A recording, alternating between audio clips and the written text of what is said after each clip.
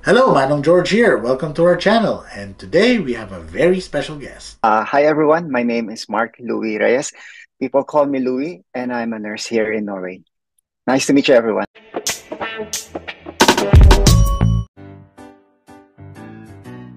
Are you an overseas qualified nurse who would like to take the first step of registration with the NMC? Well, one way to do that is by achieving 4 grade Bs on the Occupational English Test. OET is a language exam with an emphasis on real situations UK medical staff encounter on a daily basis.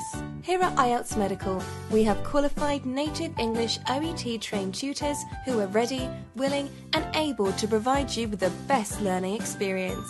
We've seen lots of EU and overseas qualified nurses through to a first-time OET pass, and we'd like to do the same for you. Inquire today about how we can assist you too.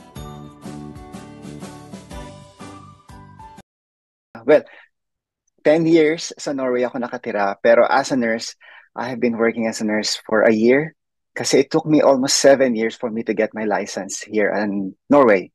And dahil yun sa pabago-bagong rules dito sa Norway during my time, dahil recently they have changed the rules na ang lahat na mag-apply dito outside EU, outside Norway, is basically outside EU and outside EEA, mag-aaral na lang sila ng 1 year of a supplementary education for nurses outside EU.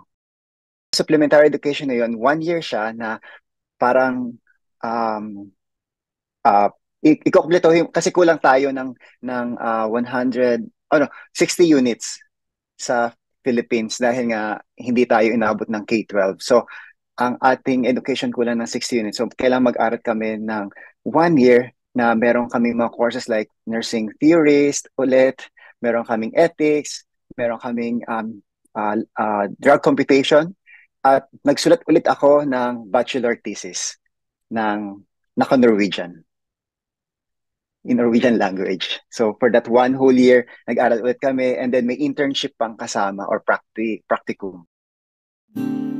Man knows best. Everything was in Norwegian.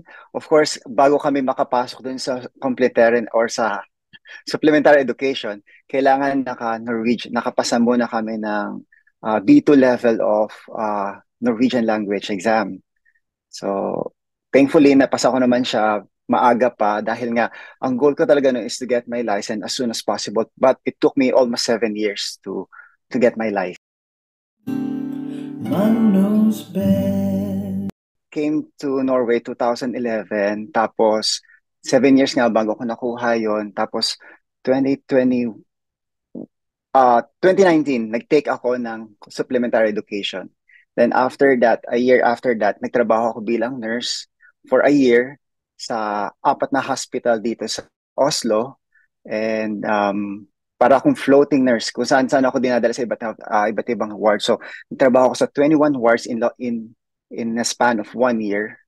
So every day it was like a gift, like opening a gift every time na mag-open ako ng aking cellphone at makakatanggap ako ng text message from our employer, which is yung mismong hospital ng Oslo, na okay, dito ka sa ward na to for today, the next day dito ka sa ward na to. So yun yung trabaho ko for a year.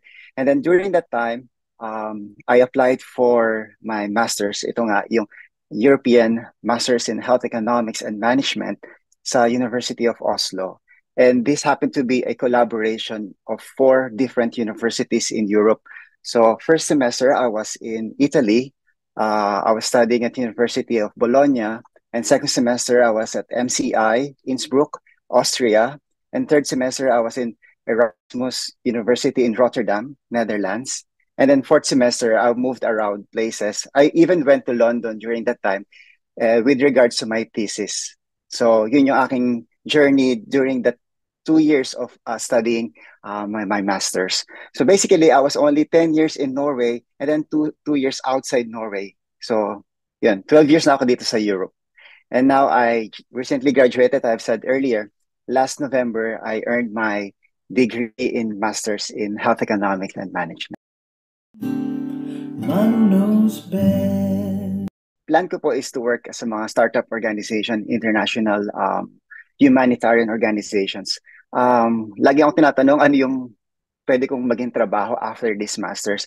The most ambitious job na pwede ko pong makuha dito is working with or working in WHO or United Nations. So yung parang yung end goal sa trabaho na to or sa field na to. But of course, alam ko na mahirap makapasok doon kasi you have to have good network and ano talaga yung backer ganyan or someone you know from the inside or probably given a chance without having anyone you know inside the organizations, but still it's an ambition. It's a Man knows best. Marami pong mga Pilipino dito, especially sa Oslo, and a lot of Filipinos started working as a nurse assistant kasi nga you don't automatically receive the license po bilang nurse dito sa Norway. You have to go through the process. And marami pong nurses na pumupunta dito, kadalasan pumapasok sila dito as a student. Wala kasi silang program dito unlike sa UK or sa Germany, like what you have the Nursing International Recruitment Program, saka sa Germany na merong Triple Win Project. Dito sa Norway, talagang pumapasok sila dito as a student. During my time, I think I was the last batch or second to the last batch na nakapasok dito as a job seeker. Meron pa rito nag-exist na job seeker visa. We were given 6 months to find a job na related sa course namin.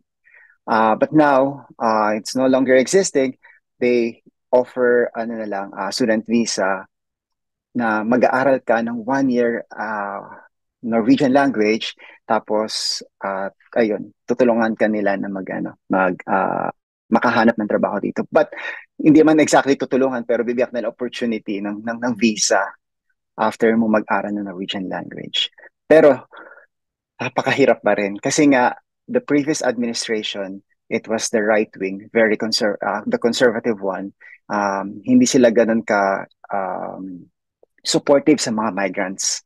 So talagang hinigpitan nila lahat ng mga pagpasok dito. Not only Filipino, anyone coming from Norway, talagang medyo naghigpit talaga. Man knows best. When it comes to language, nandun talaga yung struggle na maintindihan sila at syempre yung makapagsalita ng Norwegian language. But of course, in any language, it's a skill na kailangan mo talagang i-practice at i-expose yung sarili mo. Man knows best. May uwi namin is around 3,000 euro per month. So, yun yun na parang take home. Pwedeng umabot siguro mga nasa 2,600 to 3,000 euro per month.